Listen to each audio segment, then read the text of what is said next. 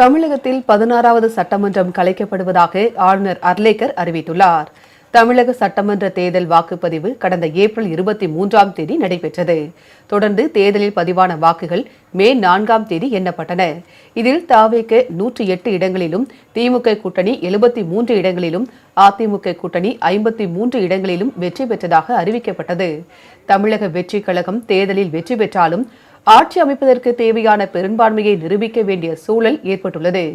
இந்நிலையில் தமிழக தலைமை தேர்தல் அதிகாரி அர்ச்சனா பட்நாயக் பொறுப்பு ஆளுநர் அர்லேக்கரை சந்தித்தார். இந்த சந்திப்பின் போது தமிழக சட்டமன்ற தேர்தலில் வெற்றி பெற்ற வேட்பாளர்களின் பட்டியலை ஆளுநரிடம் அவர் வழங்கினார்.